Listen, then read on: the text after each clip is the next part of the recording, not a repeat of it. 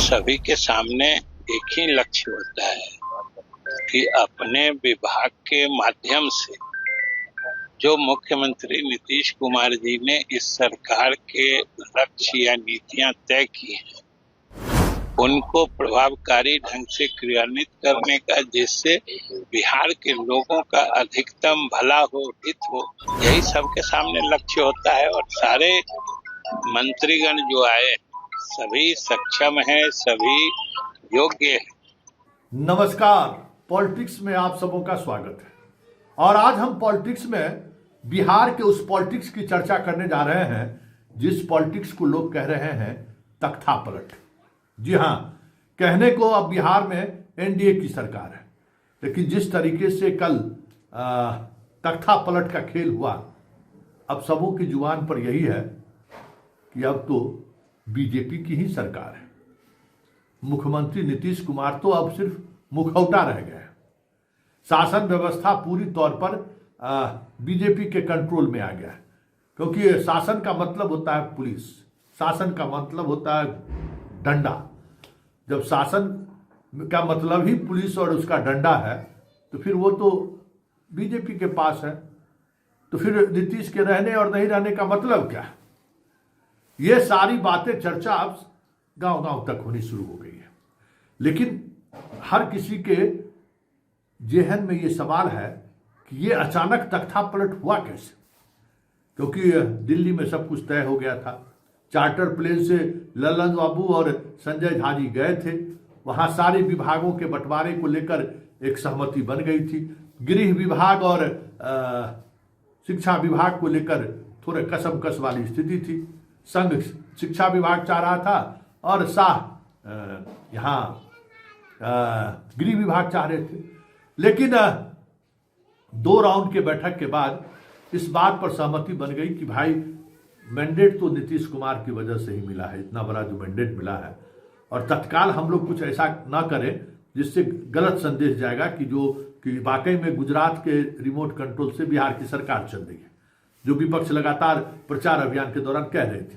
तो तत्काल ये काम नहीं किया जाए, बाकी समय में बाद में देखा जाएगा। तो ये तो तय हो गया था, और ये भी तय हो गया था अब किसी भी परिस्थिति में हमें नीतीश कुमार को मुख्यमंत्री बनाए रखना होगा। ये बात सहमति बन गई थी। लेकिन अचानक ऐसा क्या हुआ कि शपथ ग्रहण के बाद चीजें बदलने लगी। कहा जाने लगा कि विभाग का लिस्ट दिल्ली गया हुआ है, पीएमओ गया है, वहां से अभी तक आया नहीं है। और ये बातें होते होते लगभग 24 घंटे से अधिक समय हो गया, और विभाग को लेकर कौन किसको विभाग देना है उसका पत्र आ ही नहीं रहा था मुख्यमंत्री आवास से लगातार बीजेपी नेताओं को फोन जा रहा था कि भाई किसको कौन सा विभाग मिला है, इसकी जानकारी दीजिए, हम लोग राजभवन भेजेंगे। लेकिन टाल दिया जा रहा था। यहाँ भी लोग परेशान थे कि आखिर माजरा क्या है, इतना समय क्यों लग रहा है, क्योंकि उस मंत्री परिषद के गठन के दौरान भी कौन बीजेपी से मंत्री बनेगा, इसको लेकर भी 9 बजे सुबह में, शपथ ग्रहण जिस दिन हुआ है उस दिन 9 बजे सुबह में पीएमओ से जो है सो जब चिट्ठी आई तब लोगों को फोन जाना शुरू हुआ। तब तक किसी के पास कोई सूचना नहीं थी कि बीजेपी से मंत्री कौन बन रहा है। चलिए, सब लोग मान गए कि जब मंत्री का लिस्ट वहां से आया तो वहीं से विभाग का भी लिस्ट आ जाएगा। इसी बीच 1 बजे के करीब सम्राट चौधरी मुख्यमंत्री आवास पहुंचते हैं। तो मुख्यमंत्री आवास में लगा कि अब लगता है दिल्ली से लिस्ट फाइनल होके आ गया है और अब सूची सौंपेंगे, हम लोग राजभवन भेज देंगे। लेकिन सम्राट चौधरी एक संदेशा लेकर आए थे, एक शर्त लेकर आए थे कि आपको गृह देना पड़ेगा। मुख्यमंत्री के पास उन्होंने ये बातें कही कि बीजेपी आलाकमान चाहती है, केंद्र चाहता है कि गृह विभाग इस बार बीजेपी को मिले। सामने में उस समय सिर्फ सम्राट चौधरी ही थे। बुलाहट हुआ ललन सिंह और संजय झा जी को कि भाई आइए, साहब बुला रहे हैं। दोनों भागे भागे मुख्यमंत्री आवास पहुंचे। सम्राट चौधरी बैठे हुए थे और ये दोनों बैठे हुए थे। तो मुख्यमंत्री ने पूछा कि भाई दिल्ली आप लोग गए थे, क्या तय करके आए, क्या गृह भाजपा को दे देना है? दोनों ने कहा कि ना, ऐसी कोई बात नहीं है, तय हो चुका है कि जो जिसके पास जो मंत्रालय है वही मंत्रालय रहेगा। तो जरा सुनिए सम्राट जी क्या कह रहे हैं। तो सम्राट जी ने कहा कि साहब बॉस का आदेश है कि गृह हम बीजेपी को चाहिए। तो दोनों चुप हो गए, संवाद बाद। सीएम उसके बाद थोड़ी देर तक सुनते चुप रहे, उसके बाद कहे कि ठीक है कोई जरूर, अरे हम तो सीएम हैं ही ना, आप सारे सीएम के विभाग आप ले लीजिए, जिनको देना है दे दीजिए, हमको उसमें कोई आपत्ति नहीं है। आप मतलब गृह लेकर क्या संदेश देना चाहते हैं? जो संदेश आप देना चाहते हैं वो संदेश आप सारे विभाग को हमें जिम्मेवारी मुक्त कीजिए।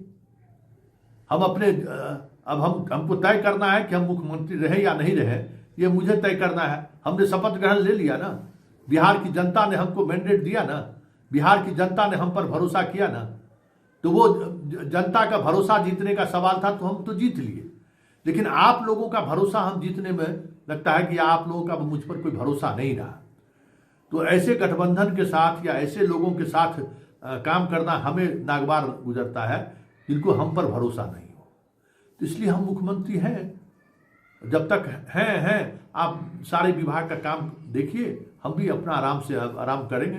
कोई ऐसी बात नहीं है, क्योंकि जनता ने हमें जो जिम्मेवारी दी है उसका जब हम निर्वहन करने की स्थिति में नहीं रहेंगे तो फिर इस पद पर बने रहने का मतलब क्या है? बस पूरे बैठक में सन्नाटा छा गया। सम्राट चौधरी असहज हो गए। उन्होंने ये सोचा ही नहीं था कि सीएम इस तरीके से कह देंगे। फिर वहां से वो सम्राट चौधरी उठे गए। तब तक तमाम सलाहकार यहाँ बैठे रहे, चर्चा होती रही। तो पदाधिकारियों की जो टीम है, जो पदाधिकारियों की टीम है, उन टीमों से जब नीतीश जी की बातचीत हुई तो भाई यहाँ कमिश्नरेट तो है नहीं, पुलिस कमिश्नर तो यहाँ है नहीं कि अलग आइडेंटिटी हो गृह विभाग का। हर निर्णय मुख्यमंत्री के स्तर पर होना है। मंत्री के पास सीमित निर्णय लेने का अधिकार है, सारा अधिकार मुख्यमंत्री में निहित है। तो जिद है तो जाने दीजिए। ये तो है ना कि भाई अब लॉ एंड ऑर्डर की बात जो है सो अब मुख्यमंत्री से लोग नहीं करेंगे। जो राजनीतिक सलाहकार थे उन्होंने कहा कि जब बीजेपी की यही मंशा है तो उस मंशा को लेकर क्यों सवाल खड़ा करना है, दे दिया जाए। अगर यही बात है तो दे दीजिए भाई। अब लड़ाई तेजस्वी और सम्राट में होगा ना, लॉ एंड ऑर्डर को लेकर जब सवाल खड़ा होगा तो अब तो दोनों उसी कल्चर से आए हुए लोग हैं, आपस में वो समझे। क्योंकि अब लॉ एंड ऑर्डर ठीक नीतिगत तौर पर तो अब सवाल उनसे होगा ना। अब कोई घटना घटेगी तो खबर क्या बनेगा कि सम्राट चौधरी जो है सो कानून व्यवस्था बनाए रखने में विफल हो रहे हैं। और बहुत सारी ऐसी व्यवस्थाएं हैं जिन पर आपका कंट्रोल बौद्धिक क्षमता के आधार पर होता है। आप मंत्री बन गए, इससे आप बहुत सारी चीजें कंट्रोल कर लीजिएगा, ऐसा होता नहीं। और उसमें भी पुलिस विभाग में तो शेर की सवारी है, कब पलटकर आप ही को खा जाएगा कहना मुश्किल है। इसलिए जो ले रहे हैं उनको लेने दीजिए। और इस सहमति के बाद सम्राट चौधरी को फोन हुआ कि ठीक है आप गृह ले लीजिए। लेकिन पब्लिक इमेज तो यही बना, ये तो तख्ता पलट है। वैसे इसको तख्ता पलट कहे या जबरन सत्ता पर काबिज होना कहे, एक बात तो तय है कि अब आज के बाद खेला शुरू होगा। क्योंकि बिहार की जनता नीतीश पर भरोसा कर रहा था। अब जनता के भरोसे के लोग सरकार में नहीं है, जो एक बहुत बड़ी बात होती है। संख्या बल से नहीं, सत्ता में जो शीर्ष पर बैठे हुए लोग हैं उनके ऊपर जनता का कितना भरोसा है, सिस्टम और सरकार उस पर चलती है। तो भले ब्यूरोक्रेट सरदम गच्छामी हो जाए, जनता तो हिसाब लेगी ना। और जब जनता हिसाब लेगी तो फिर खेला होगा ना। इसलिए याद रखिए, 74 का इतिहास दोहरा जाए आने वाले समय में तो कोई बड़ी बात नहीं।